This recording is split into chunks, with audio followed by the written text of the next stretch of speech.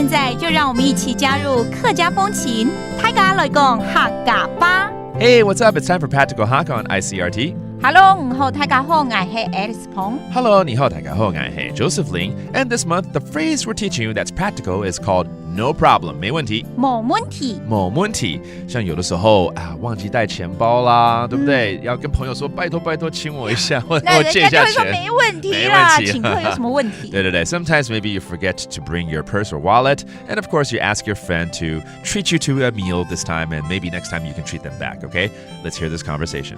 我唔記得帶錢包嘅咧。今晡日我搶下200蚊搶。冇問題，今晡日就大崩五流。大崩五流，這好像教過是跟謝謝有關，對不對？對，就是謝謝你，感謝你啊，感謝啦，這樣等等 ，Yeah, okay, 好。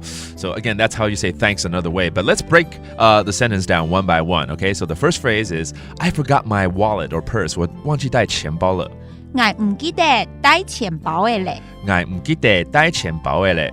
Okay, 錢包就是錢包 a wallet, a purse. Okay, and I forgot 忘記。唔記得，唔記得，對，這常常教不要忘記了，不要唔記得這個唔記得哦，千萬要記得記得。對，那他就說，今天我請你，那下次換你請 ，OK? I'll treat you today, but next time it's your treat. 今晡日我搶五，今晡日我搶五，下200蚊唔搶，下200蚊唔搶。今晡日我搶五，下200蚊唔搶。哎，這句話好好學起來，因為常常朋友之間有這樣子的狀況啊，對啊，就可以嘮一下。今天我請你，下次你請我。今晡日我搶五，下200蚊唔搶。下200 is next time, and you treat 請就是搶。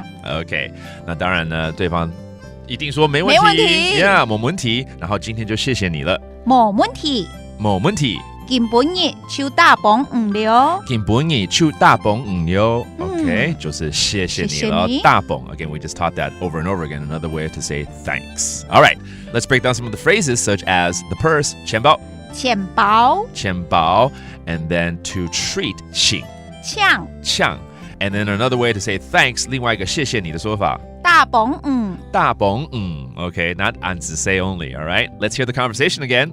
我唔記得帶錢包嘅咧。今晡日我搶下200蚊搶。冇問題，今晡日就大崩五流。